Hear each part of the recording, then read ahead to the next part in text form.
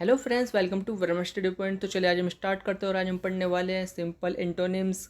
और आज हम एंटोनिम्स पढ़ेंगे। और इससे पहले हमने पढ़े थे सिनोनिम्स। सिनोनिम्स क्या होते हैं? सिनोनिम्स जिसको सिमिलर वर्ड भी कहा जाता है। यदि आपको ये नहीं पता कि सिमिलर्स या फिर सिनोनिम्स किन को कहते हैं तो आप वीडियो देख सकते हैं।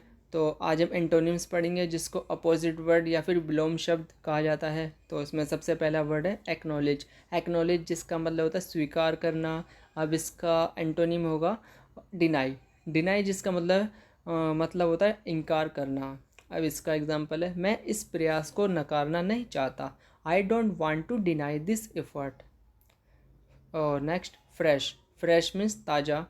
और इसका एंटोनिम होगा स्टेल। स्टेल जिसको बासी कहता है, नहीं बासी वस्तुओं के लिए हम स्टेल यूज़ करते हैं। अब इसको एग्जांपल है, हमें बासी सब्जियां नहीं खानी चाहिए। We should not eat stale vegetables. और नेक्स्ट नॉलेज। नॉलेज जिसका मतलब होता है ज्ञान। अब इसका एंटोनिम होगा इग्नोरेंस। इग्नोरेंस जिसको अज्ञान कहा जाता है। अब इसका एग्जांपल होगा, मैं उसकी अज्ञानता से चकित था। I was astonished why his ignorance. Astonished miss चकित होना या फिर सरप्राइज होना, उसको एस्टोनिश्ड कहते हैं। और नेक्स्ट एंजल जिसको फरिश्ते या फिर देवदूत, इसको एंजल कहा जाता है।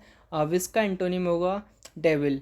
डेविल जिसको राक्षस या फिर शैतान कहा जाता है। अब इसका एग्जांपल है, क्या वह शैतान जैसा दिखता है?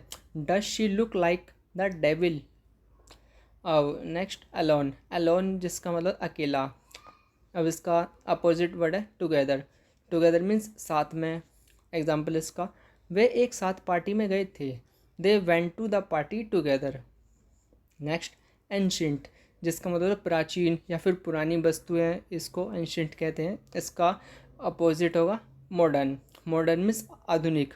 आधुनिक मीन्स आजकल की जो नई नई चीज़ें हैं उसमें उसके लिए मॉडर्न यूज़ किया जाएगा। उसका एग्जाम्पल बनेगा, वह बहुत ही स्मार्ट और आधुनिक कलाकार है। He is a very smart and modern artist. अब नेक्स्ट है गिल्टी। गिल्टी जिसको कहते हैं अपराधी। अपराधी। अब इसके लिए एंटोनिम होगा इनोसेंट। इनोसेंट जिसका मतलब है मासूम। मासूम कहते हैं इनोसेंट को। एग्जाम्पल, वह आदमी बहुत मासूम है। That man is so innocent. अब नेक्स्ट है बाय। बाय जिसका मतलब खरीदना। अब इसका अपोजिट होगा सेल यानी कि बेचना। एग्जाम्पल, वह सब्जी बेचने का काम करता था। He used to sell vegetables. Next expensive. Expensive means महंगा। अब इसका अपोजिट होगा चीप। चीप जिसका मतलब सस्ता। एग्जाम्पल, मैं इतनी सस्ती चीज़ें नहीं खरीदना चाहता। I don't want to buy such cheap things. Next literate. Literate means साक्षर या फिर पढ़ा लिखा या फिर एजुकेटेड, इसको हम लिटरेट कहेंगे। अब इसका अपोजिट वर्ड होगा इलिटरेट। इलिटरेट जिसको निरक्षर या फिर अनपढ़ या फिर अशिक्षित या फिर अनएजुकेटेड, इसके लिए यूज़ करेंगे हम इलिटरेट। एग्जाम्पल इसका, आज के समय में अनपढ़ होना बहुत बड़ा अभिशाप है। Being illiterate is a big curse in today's time. Next exclude. Exclude जिसका मतलब निकालना या फिर निकलना।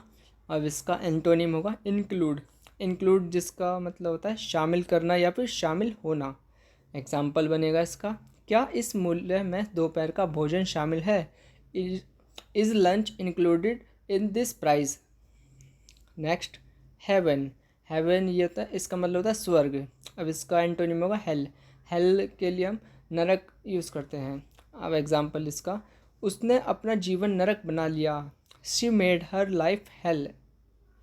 और नेक्स्ट है फ्री।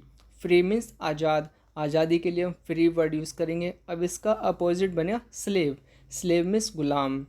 अब इसका एग्जाम्पल है, वह फैशन ट्रेंड का गुलाम है। He is a slave to fashion trend.